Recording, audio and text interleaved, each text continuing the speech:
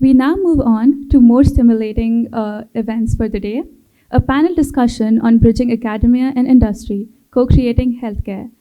I would like to introduce our panelists for today's discussion, Professor Glenn W. Mushard, Professor of the Department of Public Health and Epidemiology, Khalifa University, Professor M. Sabarimalai Manikandan, Electrical Engineering, IIT Palakkad, Dr. Sanat Kumar, Consultant and Cardiothoracic Surgeon, Dubai Hospital, Mr. Satish Dulipati, CFO, Director, Admiral Corporation of America, Dr. Anupam Tyagi from Primacare, Mr. Deepak Sharma, CEO of Moksha Digital. Moderating this discussion is Dr. Chakradhar, Professor of Practice at BITS Pilani Dubai campus. I would like to invite our panelists on stage.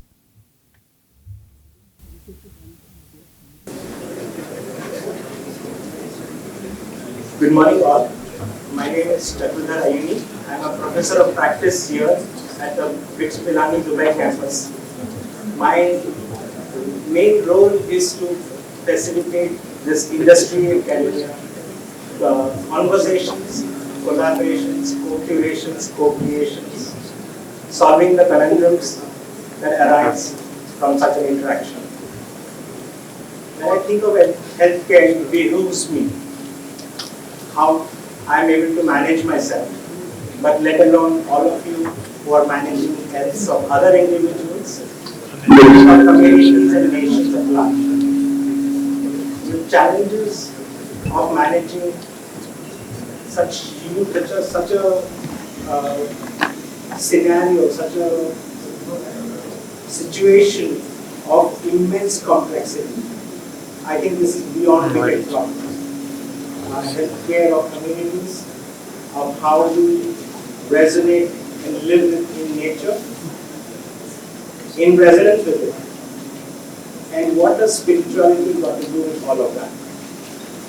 What does our social behavior, sociality, as some of my colleagues call it, what does that got to do with it?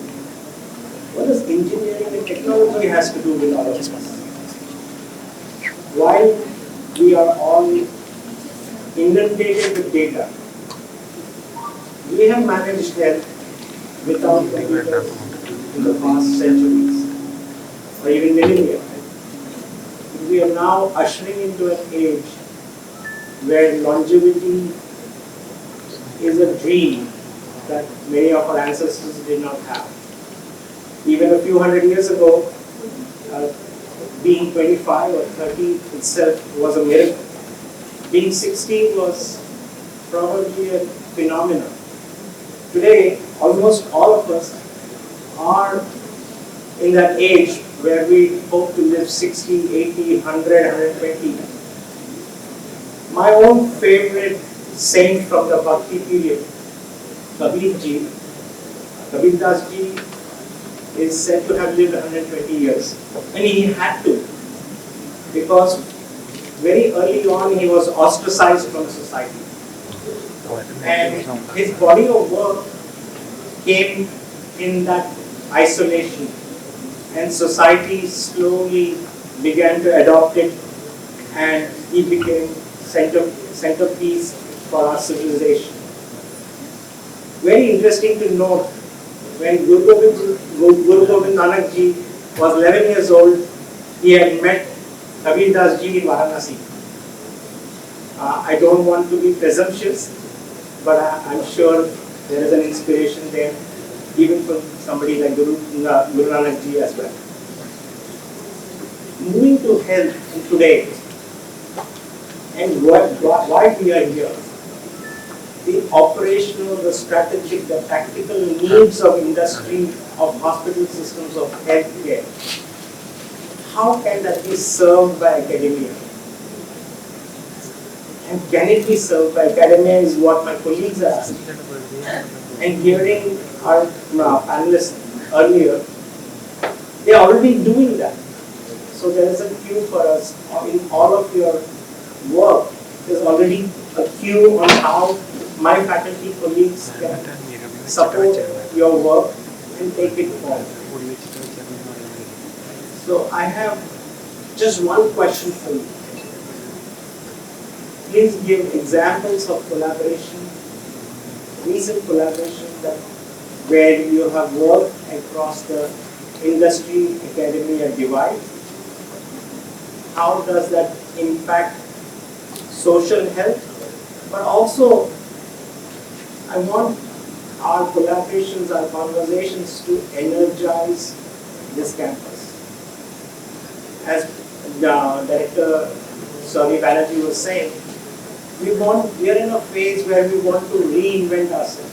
We want to reinvigorate ourselves. We want to reinforce the best of what universities have been, are, and will be. We want that kind of a university campus here. 100 years from now, a millennia from now, what we are beginning to start here, I want this to be the first seed in our efforts as we go forward. With that, I open to our esteemed panelists to share their thoughts. In the interest of time, we'll stay with this one single question. Please give us a kind of a comprehensive, but also maybe pithy action for us to take forward. Thank you so much. Thank you for the wonderful topic for today's discussion. I hope you can all hear me. So the beginning of this gathering, there has been a common theme of data, managing data, insights, getting care to a larger sections of the society, the industry, the academia connection, that's one of the things. So I will be talking here as an engineer who's been dealing with medical imaging and my insights of working with physicians and how that, what's the wish list from your side and what's the wish list from engineers like myself. So with 2025 approaching and 2030 coming in 5 years from now, the biggest challenge that we see is the fatigue coming in from too much data. And Dr. Raza Siddiqui set the stage earlier today when he said that patients are worried whether my physician is listening to me or not. He's staring at the computer. And 60% of his time is spent documenting the case. And then the physician is worried that the compliance officer might pull me up for not doing my job properly. And the hospital managements are worried about lawsuits or things like that. And there is a lot of words, we used to call it pattern recognition 20 years ago, neural networks 40 years ago. And now it's come back to neural networks and it's come back to AI. So today, my biggest challenge is to reduce operator fatigue. A CT scan machine would generate about 500 images 10 years ago, went on to 1,000 images 10 years ago. Today it generates 4,000 images. So if a radiologist has to see 20 patients, he has to see 100,000 images per day. And fatigue comes and maybe he's looking at the problem but fails to diagnose it. Not because he's not seeing it, but because he's not been asked to look at it. Like a traditional scan for a kidney, he's looking at the kidney and says everything is fine. But there could be a small lesion lurking in the intestine. So early diagnosis, early detection, AI is going to be, it's going to be present everywhere, in all the underlying systems. So our goal here, as an engineer working on imaging systems, is to break down the silos of cardiology, neurology, or other logis, and make it like a seamless platform for patients to receive care. And this needs the push of policymakers, insurance, and the working professionals to make it more accessible and cut down red tape. Because even today, although AI can make decisions, nowhere in the world are these systems coming in certified for medical use. It's mostly for support systems. And although physicians trust it, still needs more legislation.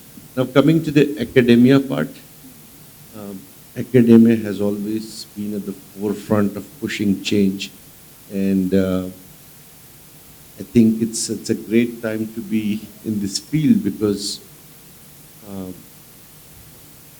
25 years later, in the previous world, engineers would be replaced for younger engineers.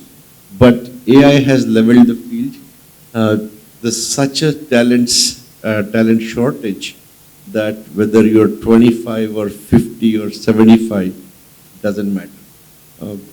We want more and more contributions to come in on AI and deep learning and people willing to code. And what used to take thousands of lines of code is just a few hundred lines today. Python and all the libraries and all the frameworks are changing things. And my Asta friend here said that he's one of the top downloaded apps. And after this, I will be chatting with him as to see how to get more people onto these platforms. And I think it's a great time for everybody to collaborate. Thank you. Thank you for starting us off, and I think that's very inspirational. I think you're kind of hinting at the promise of individualized, real-time, on-demand health services. So thank you so much for that. Request Professor Claire.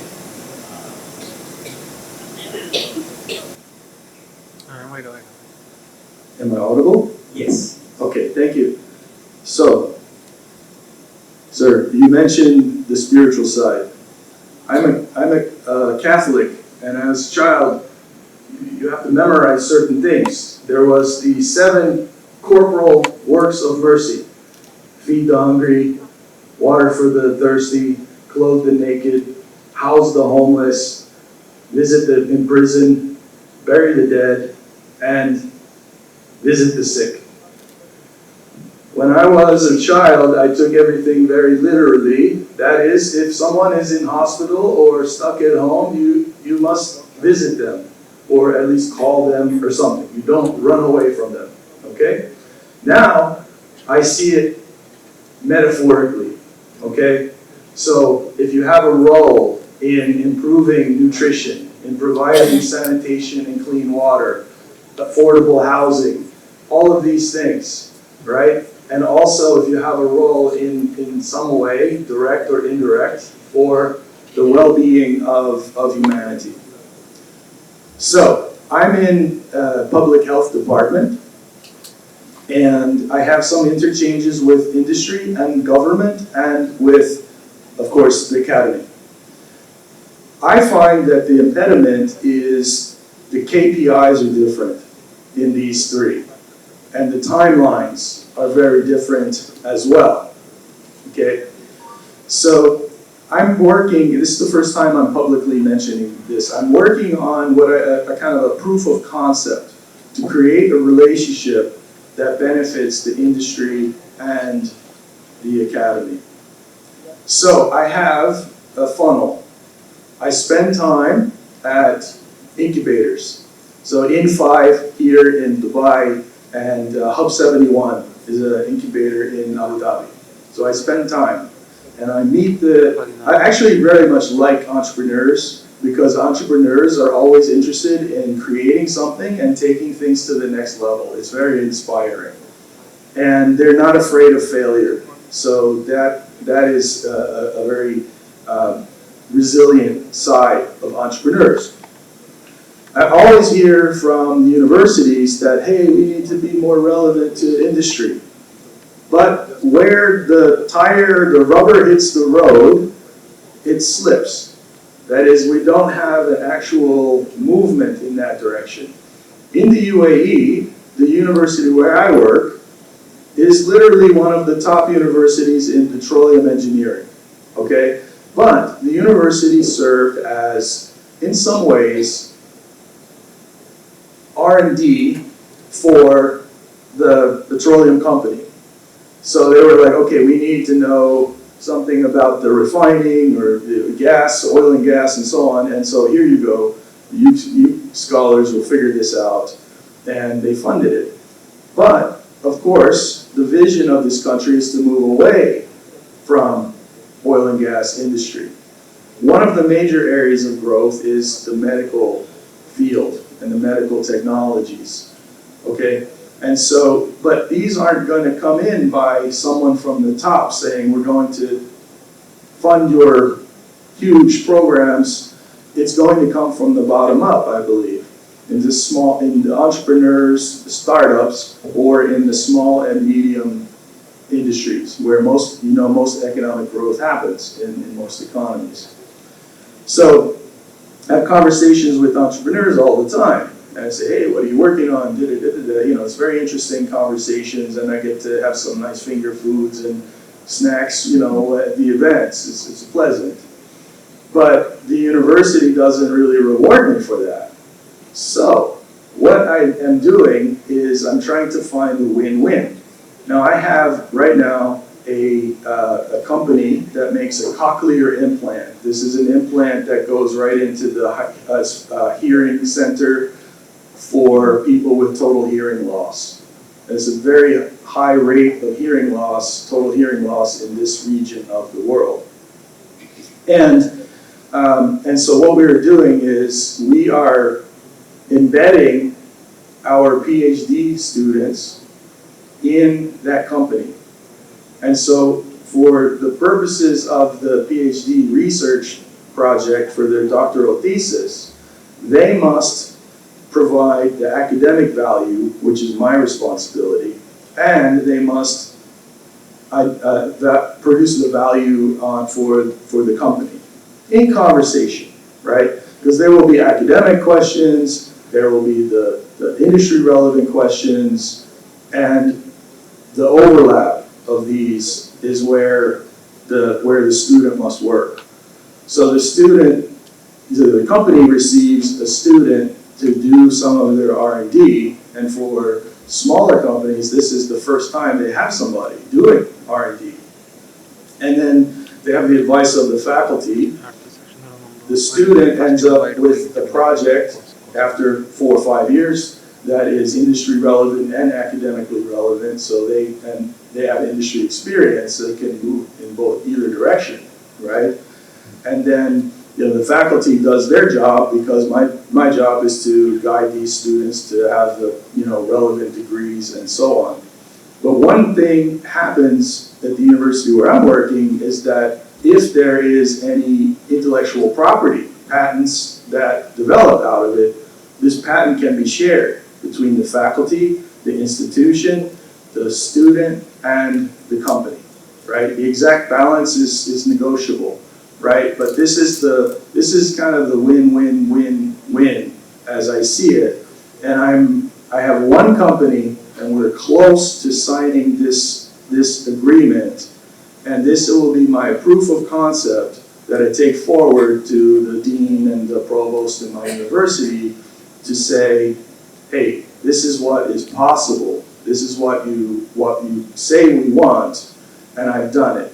And so I will request they empower me to be more active in that area. One other stakeholder, I would say, is VC as well, right? So to have VC that is connected with the university, my university literally has created, it's a public university from the Emirate of Abu Dhabi, so it cannot invest. So they created a side thing called the Khalifa University Enterprise Company, which is the VC arm that can invest. Now, why would VC want to be engaged with universities? is the question, right? Well, the difference between the VC that we have in my university and all of the others in the country is that we have faculty, researchers, and the graduate students, postgraduate students who are affiliated with that venture capital. So that's, and the venture capital, of course, isn't the necessary part, isn't inherently necessary in the relationship, but it could be relevant and it could contribute great value to the growth of the company as well, right?